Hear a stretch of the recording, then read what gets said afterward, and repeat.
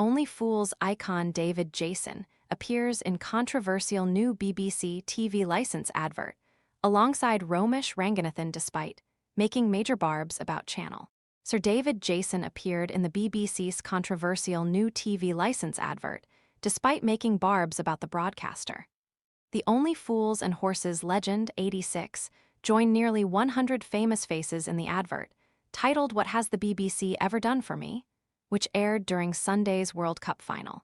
But the sitcom legend hasn't been shy to slam the corporation publicly in previous years. David, who is briefly seen in the new advert dressed as alter ego Derek Trotter, has previously criticized the BBC for empire building. Flies and gnats invading your kitchen?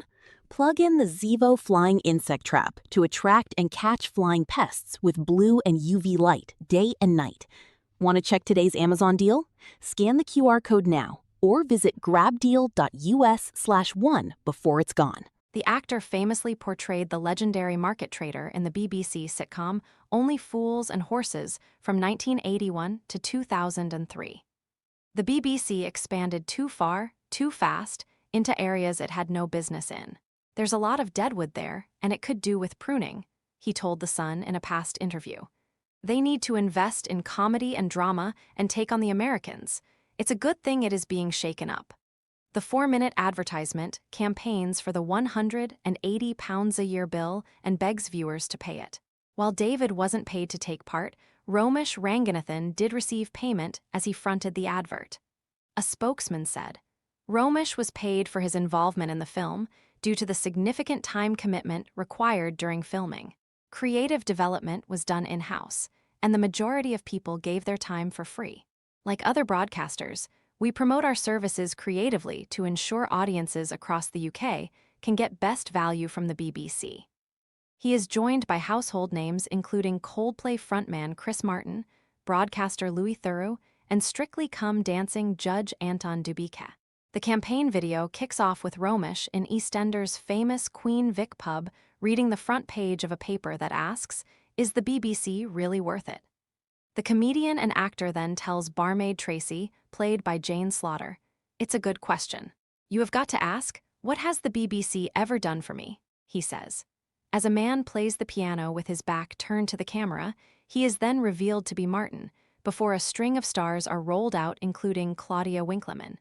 As Romesh puts it, if you're a fan of Ian Beale, or if The Traitors has any appeal, who cares if they've raised $2.5 billion for charity? What has the BBC ever done for me? He then steps out onto the street, telling viewers how the BBC was responsible for introducing the nation to Adele, verifies news thoroughly, and also offers Mary Berry, Glastonbury, and celebs on the telly. Inspired by the 1986 BBC campaign featuring John Cleese, the new film reimagines the question for a generation 40 years later. The campaign film also features Alan Carr, Peter Capaldi, Sarah Cox, Graham Norton, Vernon Kay, Greg James, and Ruth Jones. Other stars include Kate Blanchett, Daisy Ridley, Chris McCausland, Clive Myrie, and Stacey Solomon, as well as Pudsey Bear and a number of Daleks. Wrapping up the ad, text on screen reads, "There's a BBC for each of us. Funded by all of us." However, viewers felt bombarded during the game with on-screen QR codes and reminders to pay the charge alongside the ad. One viewer said, "Didn't think I would get threatened by Romesh and Louis Theroux to pay my TV license. All I wanted was to watch a game of football."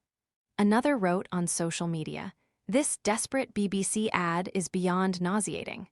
A third added, "What did I just witness? BBC spending our money to tell us they're wonderful and we're ungrateful." Another viewer called it shameless self-promotion. Weakest Link host Ranganathan also wrote an article for the corporation's website entitled, "Why I Had to Make the Case for Our BBC." He wrote, "I strongly believe that the BBC should exist. It's not without its flaws, and there have definitely been times and issues where I wished it could have dealt with things differently, but it adds so much to our lives, and I'm really proud of it." It comes as former Question Time presenter David Dimbleby branded the BBC's decision to cut 550 jobs a very bad call. David, 87, said, "Why on earth have they done that? The best analysis of politics, both national and international.